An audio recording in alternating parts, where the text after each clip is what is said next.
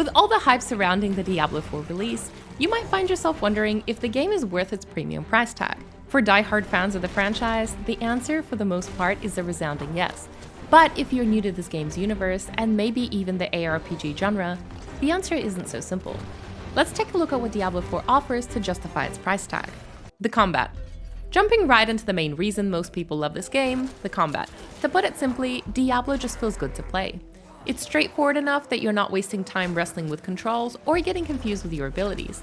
Things work the way you expect them to, and it feels responsive, which is surprisingly rare. As a player, your movement feels smooth, your attacks feel like they carry weight, and you feel a real sense of momentum during combat.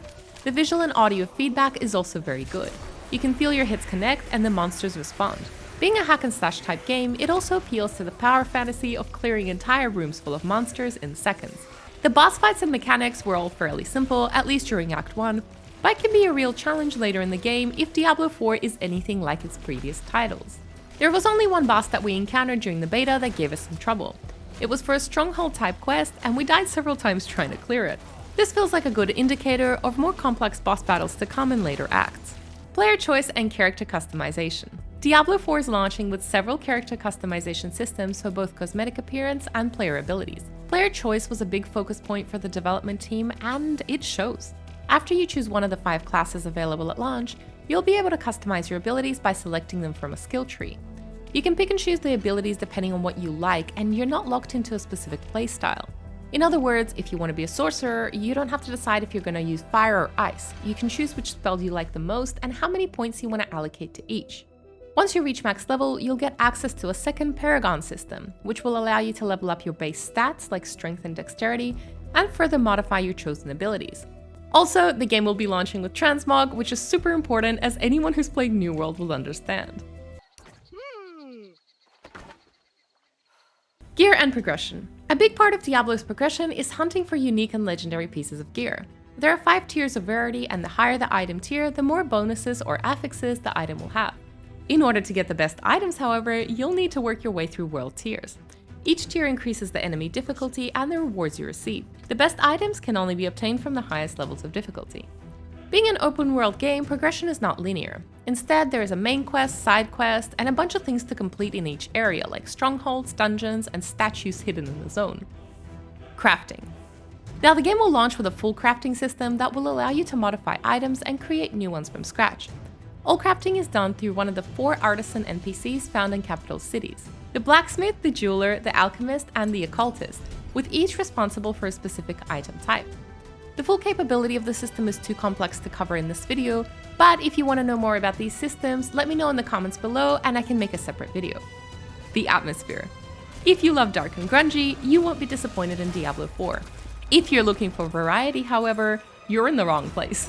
The game has established its brand around blood, gore, angels, and demons. In its 4th installment, you'll get more of the same. The theme, however, is very well done. The graphics and sound design are spectacular, and the game feels very polished. Also, your actual character will appear in a lot of the game's cutscenes, which is awesome.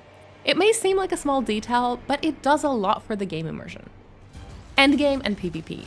Diablo 4's endgame will likely be a mix between world boss farming, dungeon crawling, crafting, and PvP for those who enjoy it. It's too early to say how all these systems will work together from the beta alone, but it's good to see a lot of planned endgame content. Seasons and Battle Pass. Blizzard has also announced that it will be launching Seasons as early as mid to late July, and you'll need to have completed the main story campaign before you can participate. A new season is planned to launch every few months with new questlines and gameplay features. Each season will also launch with a free Battle Pass with the option to purchase premium versions for more rewards. Now, before you commit to your Diablo 4 purchase, there's a few more things you need to know.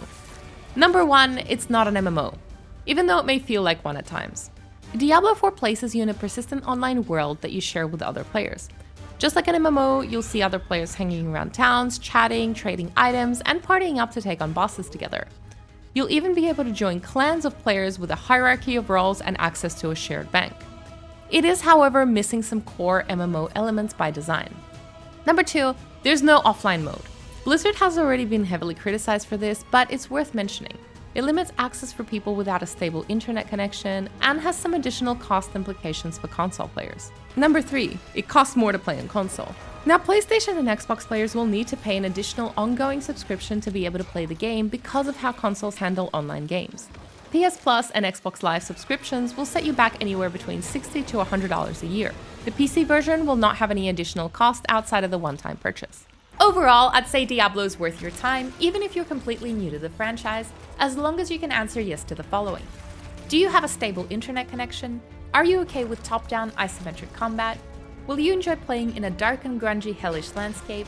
Do you enjoy the RPG aspect of gradual character building? And do you like the idea of repeating dungeons with increasing levels of difficulty? If you answered yes to these questions, this game is probably worth it for you. You don't need experience with the previous games to enjoy this title, and it's one of the best ARPGs out right now. If you found this video helpful, please give it a thumbs up and subscribe to the channel. Thank you so much for watching, and I hope to see you in the next one.